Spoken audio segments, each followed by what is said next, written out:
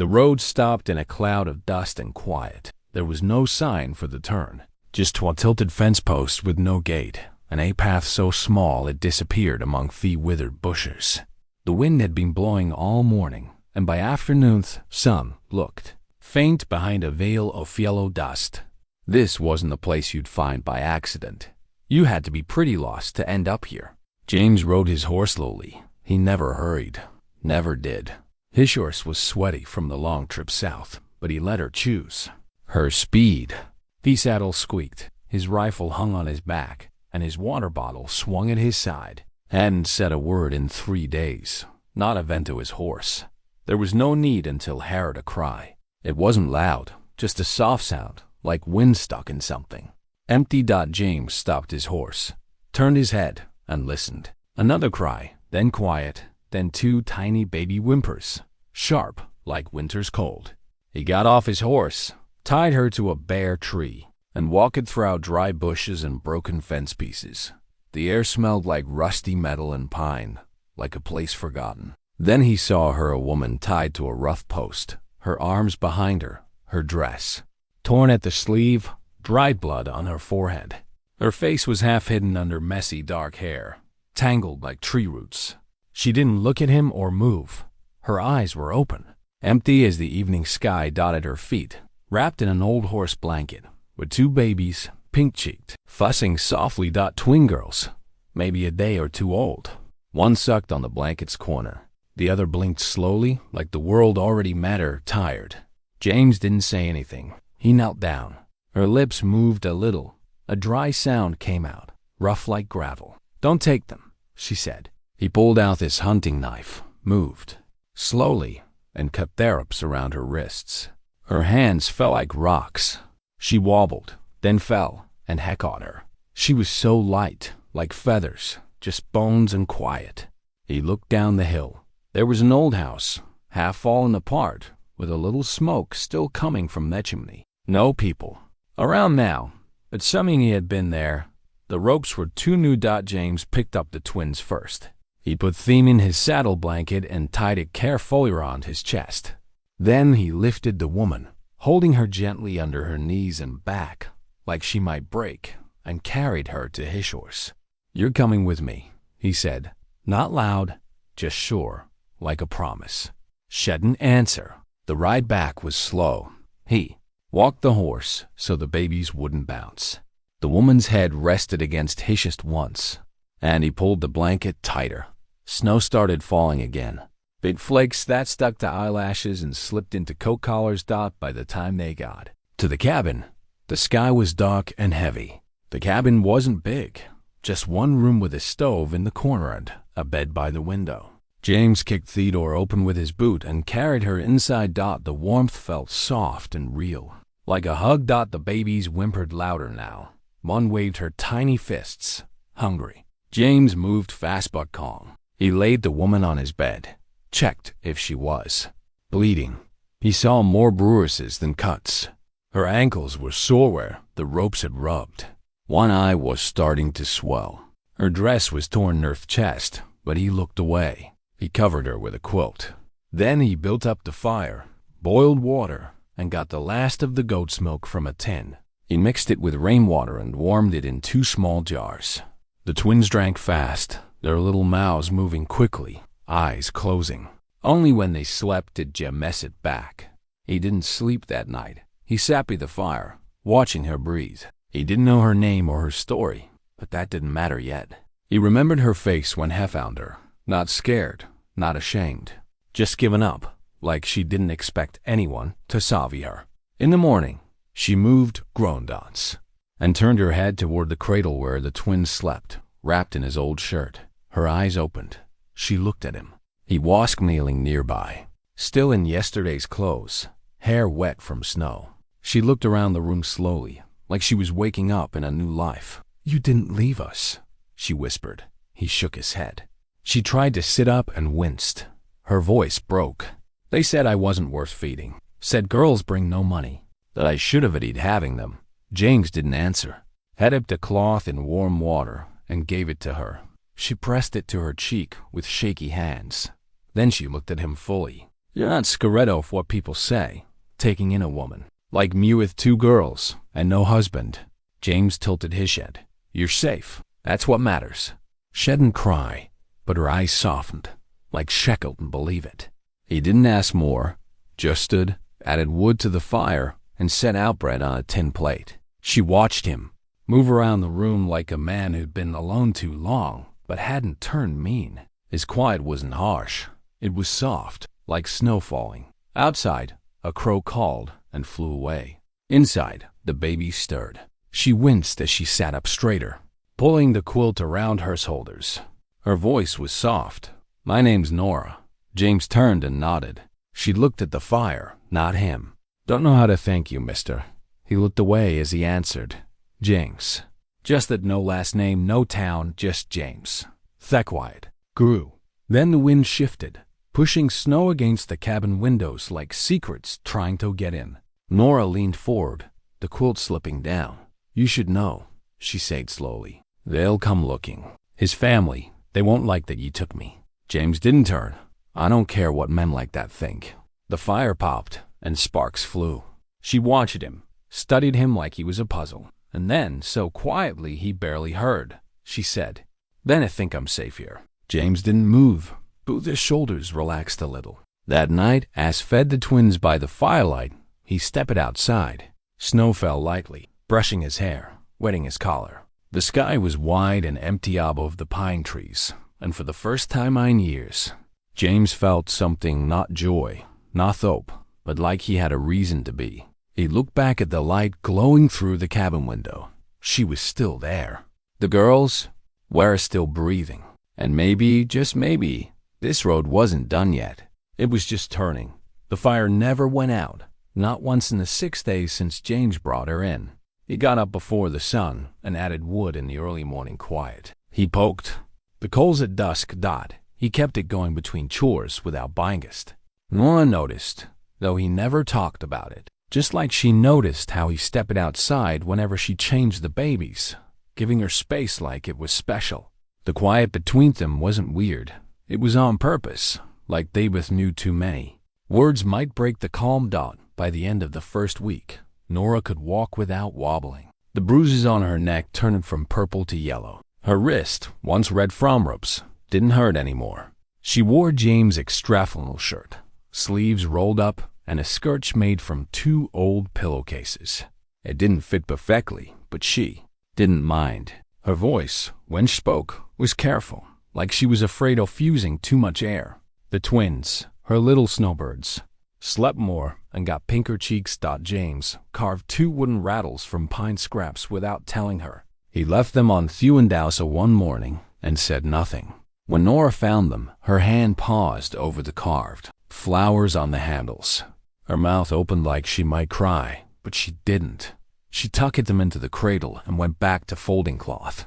That's how they talked, with actions. Each day, James rode out before noon, always back by dark. He brought feed, chopped wood, or bits of cloth from town. Nora never asked what he did. She thought maybe ranch work or trading. But deep down, she wondered if he was keeping them a secret, keeping them safe. The town hadn't come knocking yet, but quiet came like a storm. One morning, she asked if needed help. He didn't answer right away, just gave her that long, steady look he used for things he wasn't sure about. Then he handed her a bucket and nodded toward the well. She smiled for the first time in days. The bucket's weight felt good. Her body was still weak, but her steps got stronger with purpose. Outside, the air smelled like melting snow and pine. Ravens flew low between branches, their wings quiet but heavy. Nora filled the bucket, spilling some on her skirt. She didn't care. When she turned to head back, she saw Mrs. Evelyn Parrish standing near the road with a mule and a face full of questions. Evelyn was the Kindoff widow who thought just showing up was Ajif. She had sharp eyes, thin lips, and a bonnet she never took off, even in storms. Her mule wore a bright red blanket with her initials stitched on it. She always brought jam when she visited, but it tasted more like vinegar than berries. Well, Evelyn said, eyeing the twins' clothes drying on the porch, you look too lit for someone your husband's family said was gone. Nora gripped The bucket tighter. Evelyn's eyes got narrower. Is James inside? Nora nodded. Evelyn stepped closer. Her voice dropped, serious. People are talking about him keeping you here with 2 babies and no name. Nora stared at her. My name's Nora. Evelyn sniffed. A name doesn't mean much without ARing, dear. She turned toward the house with a sharp smirk. Tell James the first brought more flour. Thought he'd need it, feeding 3 now. Then she got on her mule and rode off slowly on purpose, leaving Nora feeling ashamed. James came out moments later, having seen from the window. He didn't say anything, just took the bucket and carried it inside. That night, Nora sat up long after the babies slept. She didn't sue or rock in the chair, just stared into the fire while James fixed the cabin door's hinge. Finally, she spoke. They'll never stop saying I don't belong. James kept working. You belong her. She shook her head. Not here. Not in this town. Not anywhere. He stopped, set the hinge down gently. I don't listen to towns. Her hands curled into fists. You don't know what it's like to be treated like dirt. Big House had girls. Like you're a burden nobody wants. James looked at her. Then, in a slow, calm voice, he said, I know what it's like to be alone so long you forget your own name. She looked up. I know what it's like to have people point at your quiet and say it's wrong. He went on. To be stared at like a question nobody wants answered. The fire crackled. I'd never raise babies, he said, nodding toward the cradle. But I know they're not curses. His eyes burned. James reached into his coat and slid a jar of sweet cream across the table. Heard you said it, he said softly. Nora pressed her lips together. She didn't cry, just nodded and held the jar like it was precious. The next morning, she found him outside, hammering posts into the fence. Without a word, she brought him water, then stayed to hand him nails. They worked city beside in the cold wind. He didn't talk, but felt something change, like the rope tying her heart to the world had a new knot. One afternoon, she found a book on the Montelasmal worn Book of Psalms. Inside, in fade ink, it said, To James, from your mother, for when silence gets heavy. Nora flipped through. Verses were underlined, with notes in the margins. The pages smelled like pine and dust. James stepped in behind her. Didn't know you read scripture, she said softly. Only the ones that feel like songs, she smiled.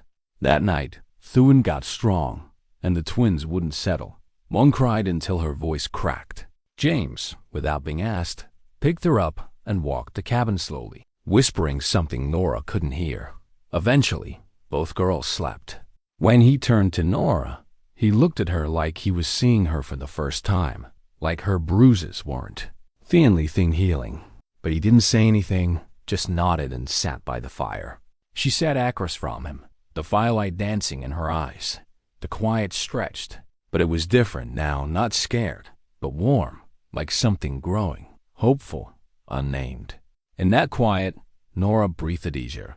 Her hand stopped shaking when she reached for the cradle. For the first time in years, she didn't feel like she was living in someone else's shadow. She was building something real.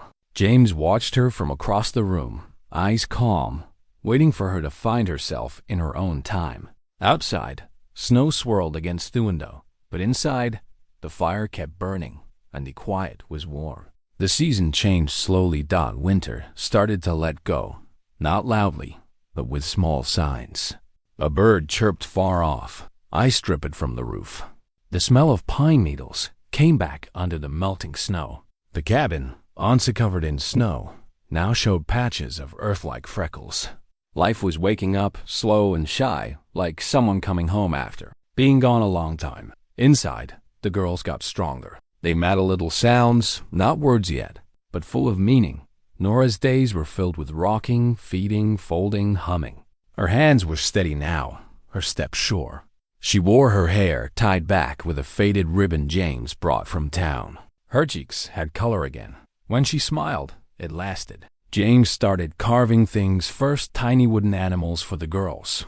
Bears, rabbits, a horse with a crooked tail. But one morning, Nora saw him on the porch, working on something bigger, slower. A cradle, nicer than the one he had, made with care, smooth edges, and mild notches, like he was counting the days she'd stayed. He didn't show it to her, just left it by the fire one night without a word. She touched it gently, feeling the effort in every curve. He never asked if she liked it, and she didn't say thank you. Some things didn't need words. Then 3 riders came up the trail. Nora saw them first, standing at the kitchen window with a cloth in her hands. 3 men on horses, shadowy in the morning fog. One wore a brown coat she knew too well, her brother-in-law, Matthew. The others were cousins, tough men with scarred hands and cold eyes, all carrying rifles. She dropped the cloth. Her hands shook. The twins stirred in their cradle. James stepped onto the porch before they got to the gate. Hadn't taken his rifle, just leaned against the post, arms crossed. The men stopped a few steps away. Matthew spit into the dirt. That woman inside belongs to our family. Those girls have your blood.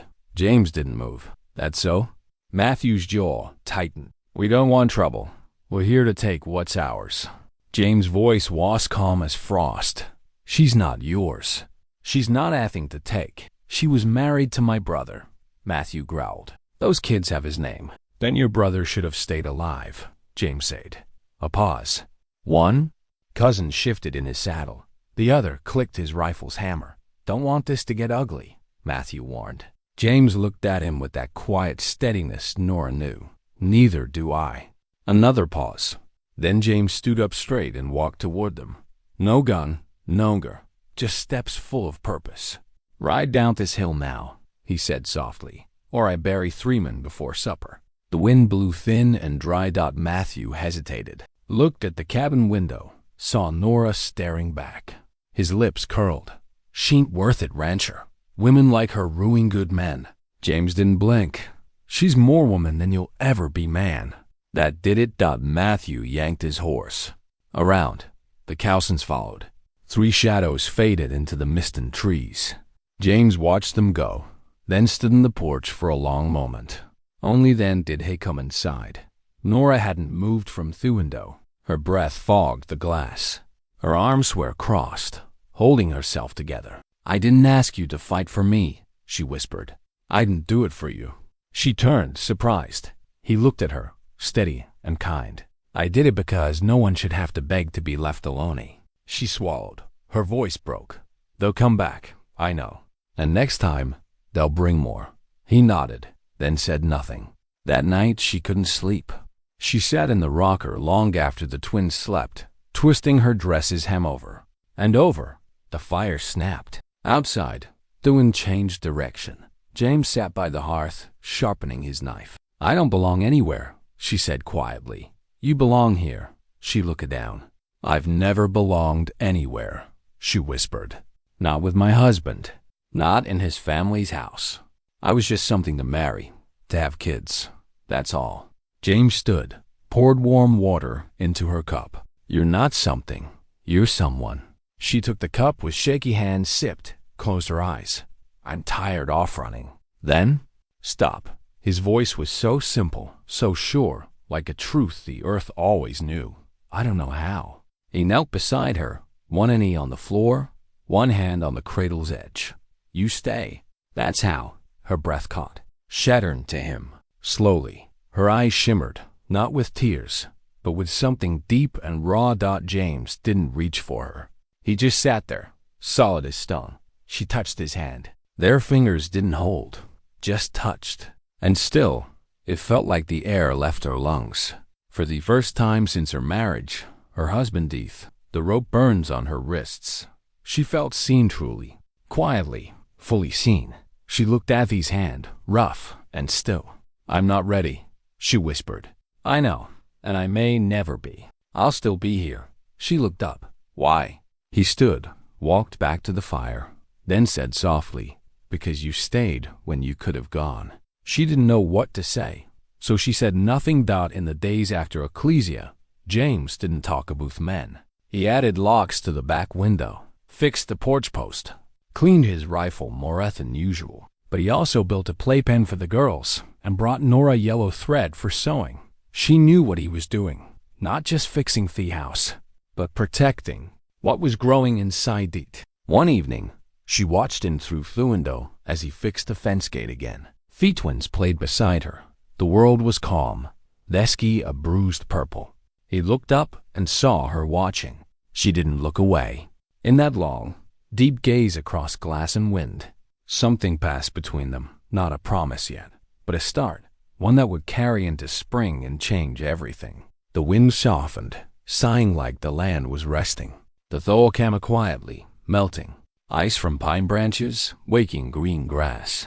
The world was changing, and so was she. Nora stood on the porch barefoot, a baby on each hip, her eyes spalling toward the rising sun like it was calling her home. She didn't know when Thekabin stopped, feeling like a hiding place, and started feeling like home.